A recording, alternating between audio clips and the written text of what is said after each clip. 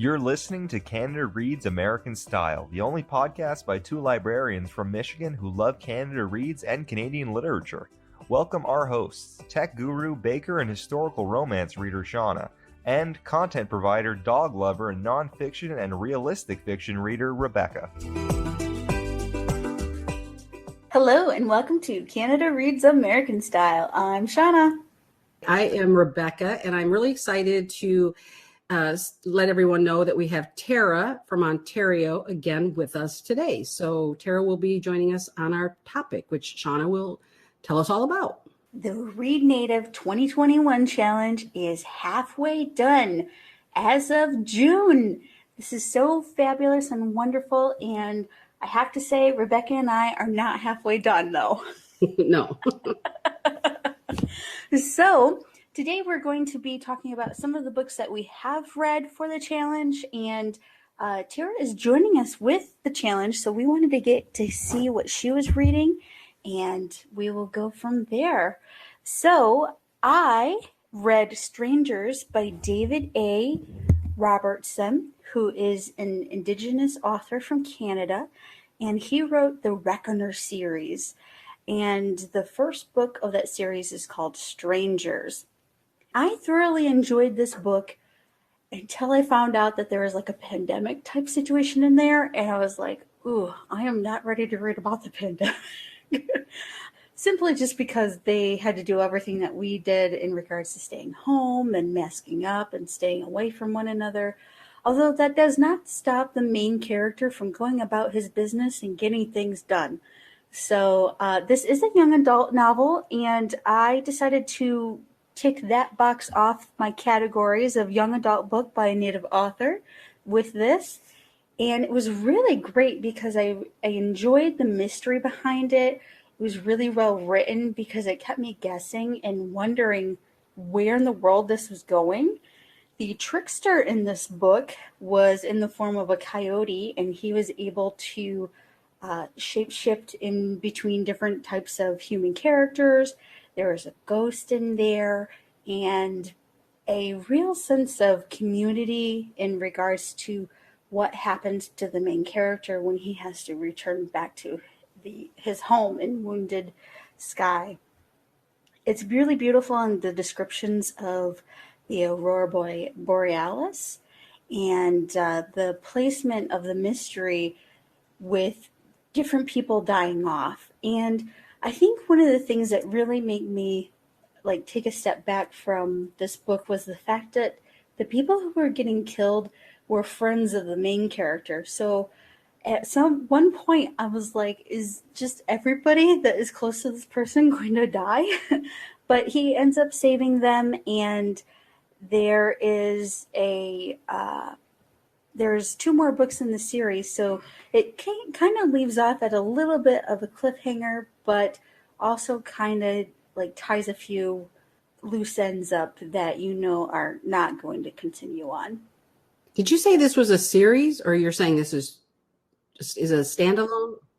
Yep, it's a series, and the series is called the Reckoner series. Yeah. So do you plan to read the others in the series?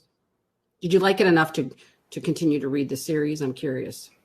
I think I'm going to see what the next book is about. I'm not a typical series reader, but if it continues on with the pandemic that they have, then I may not continue on with the series. Well, I just wanted to let you know that David Robertson is on my list. I so want to read him. He has so many. I've read a couple of his picture books, which I loved, but I want to read. He's got, young adult books.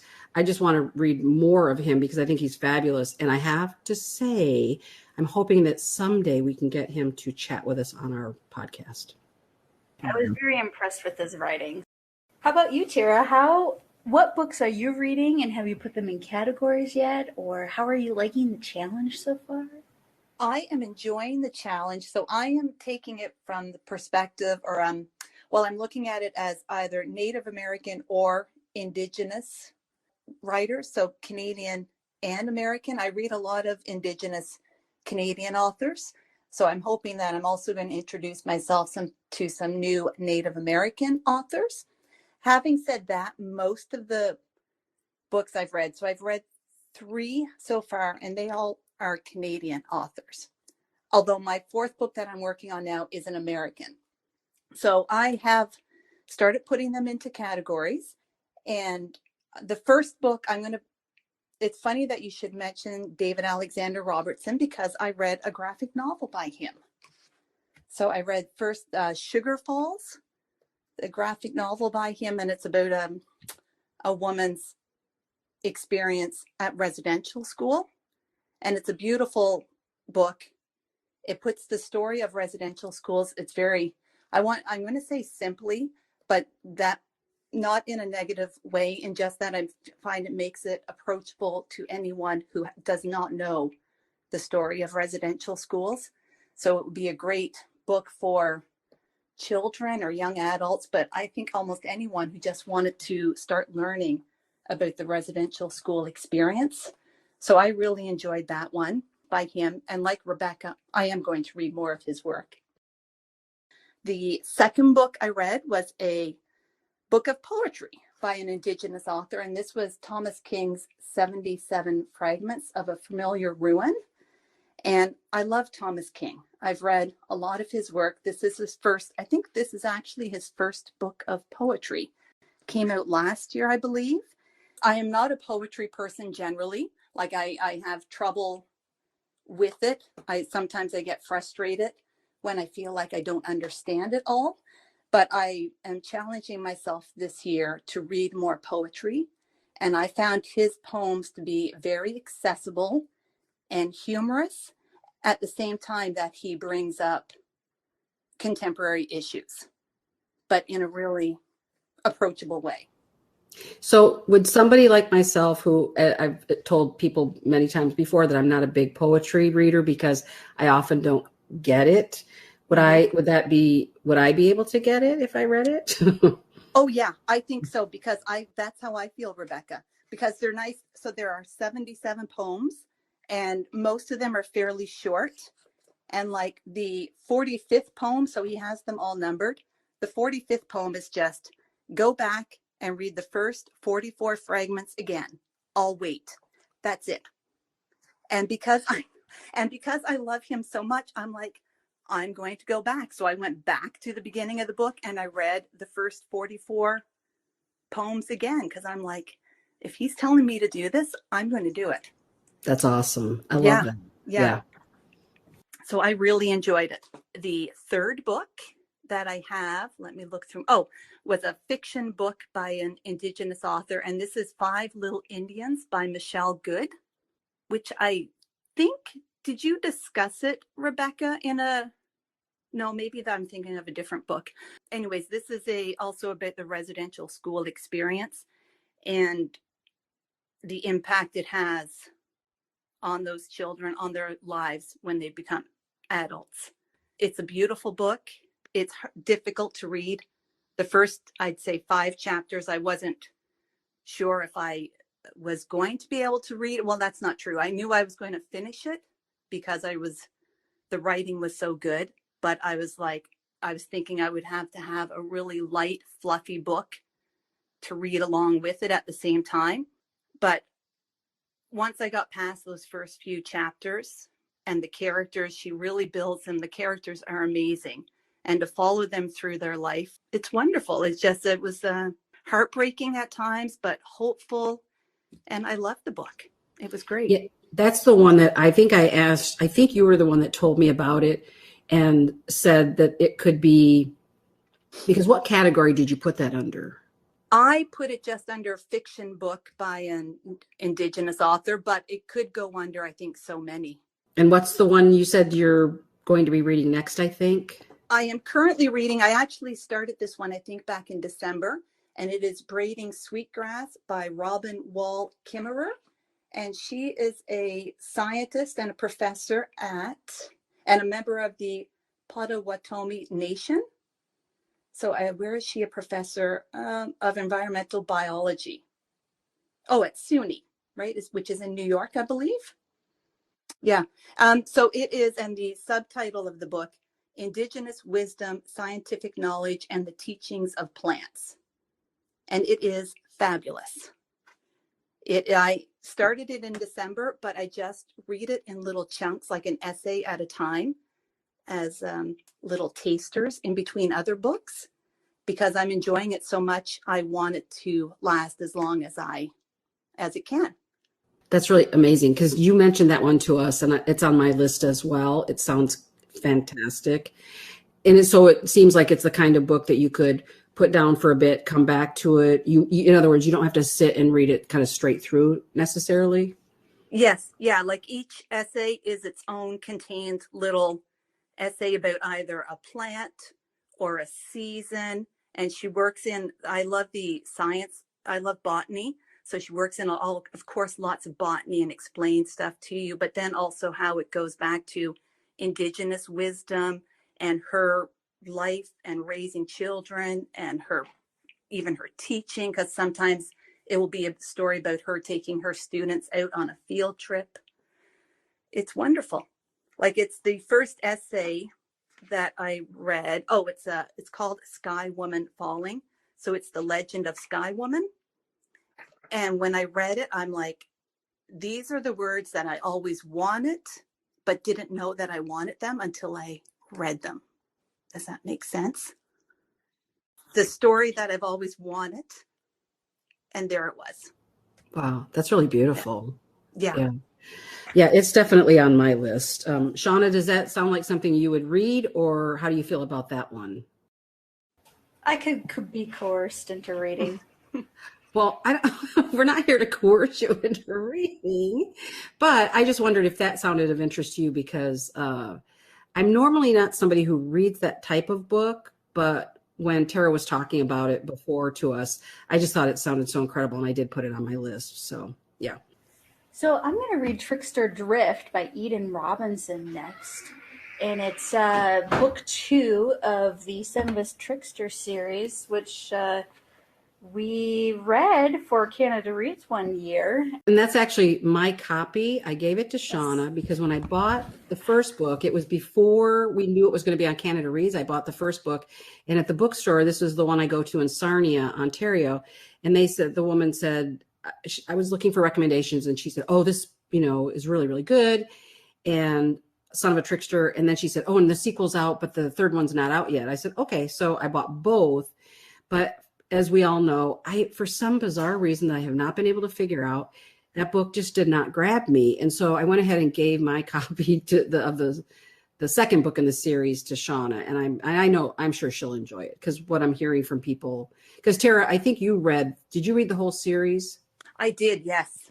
So how did book 1, 2, and 3 rate in terms of how did you like all 3 the same? Did you like one more than the other? I liked all 3 the same. I've heard after book 2 came out, I heard a lot of people saying they loved both, but preferred book 2, that book 2 was better than book 1. I've enjoyed all 3 equally. So, and even the third book, so books 1 and 2 were all about Jared for me, because I loved that character.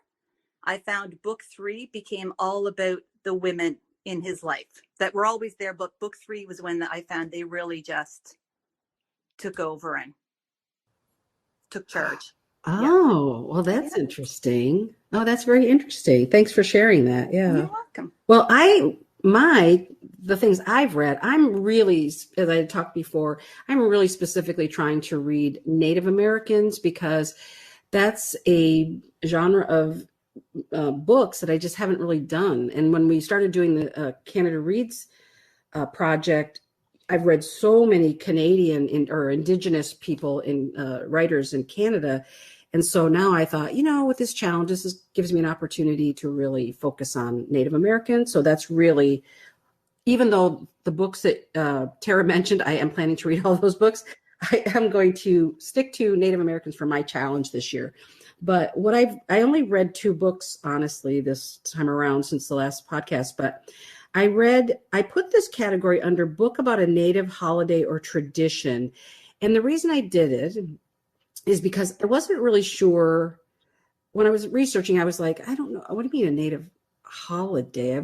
To be honest, I don't know that there are, I mean, I'm sure there are Native holidays. I just didn't know how to find that necessarily. I didn't really look into it too much. But what I really love, I love origin stories. And so the one I picked was a picture book titled Raven Makes the Aleutians, and the subtitle is Adapted from a Traditional Native Story, and it's illustrated by Janine Gibbons.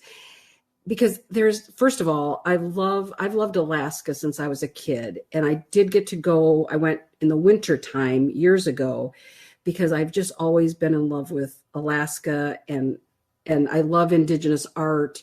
So I was so excited to go, and I love ravens. So this just spoke to me. Raven Makes the Aleutians. So it was kind of how the Aleutian Islands were created by the raven. So I figured that's worked under a book about a Native holiday / tradition. That worked for me. So I want to recommend that. The illustrations are beautiful.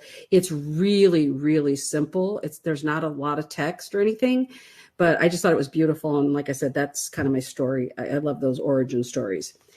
And then the other book I read this time around during this period is, I put this one under a debut novel.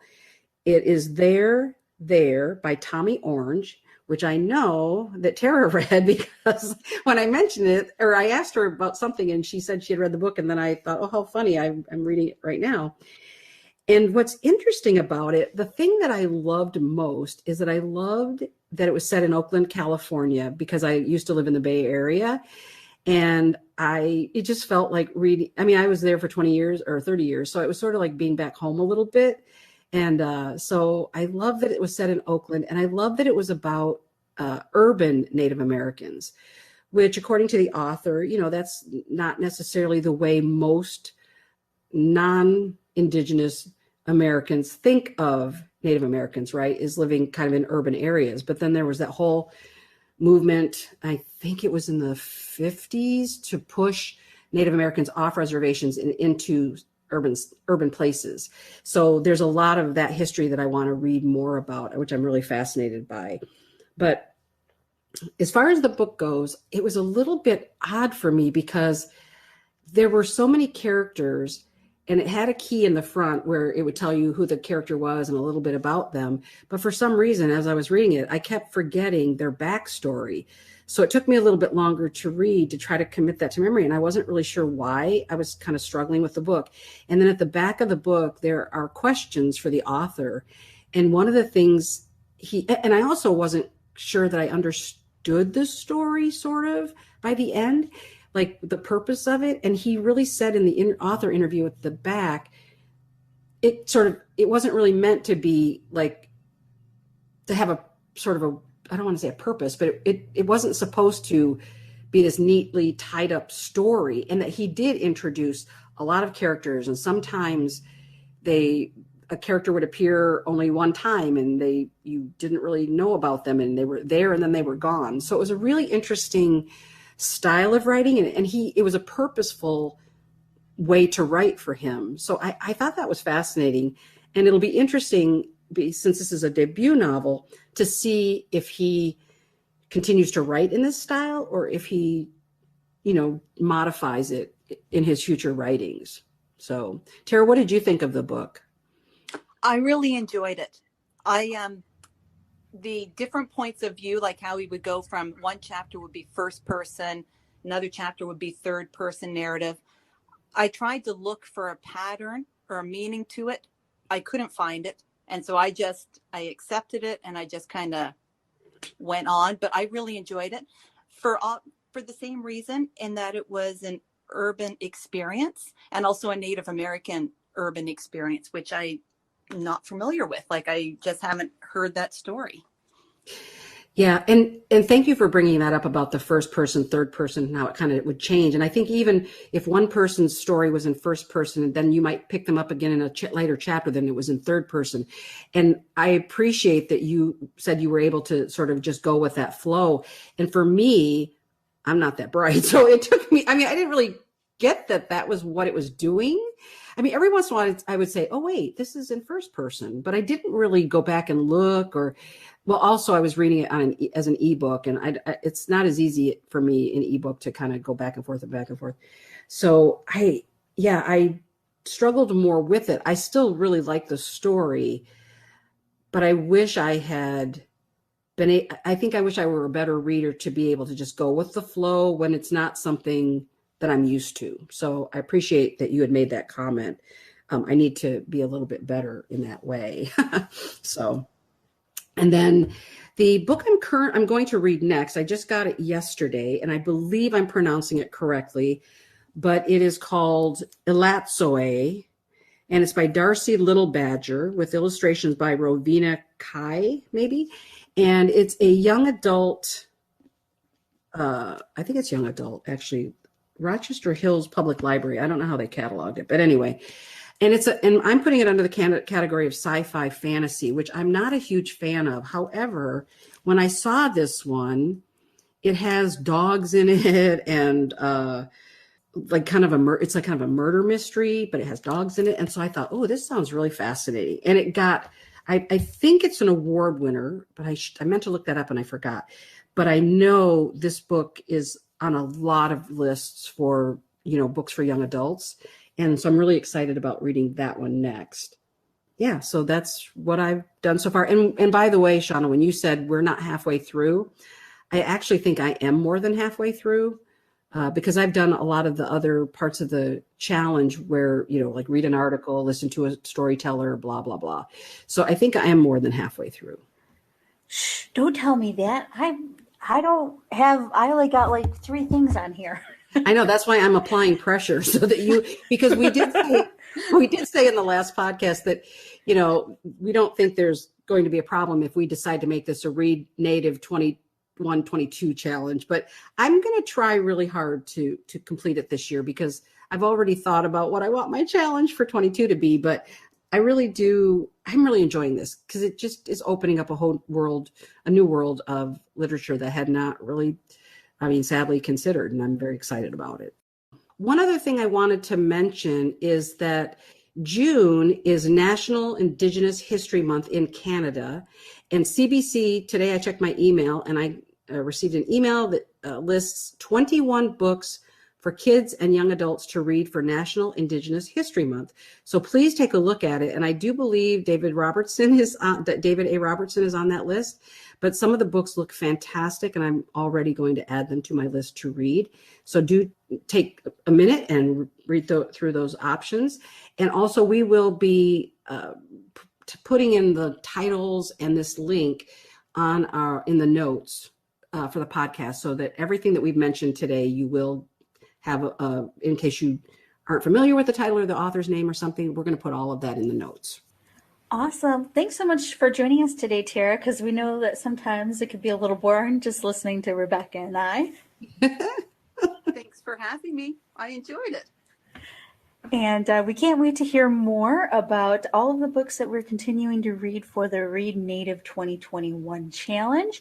You can follow along with the challenge on Instagram with us with the hashtag 2021 Read Native.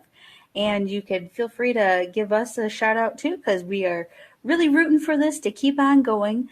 We put out posts asking for suggestions every once in a while just to get some ideas flowing out there for awesome books that other people have read that are based on this topic. So whether you are a Read Native or Read Indigenous reader, we want your input.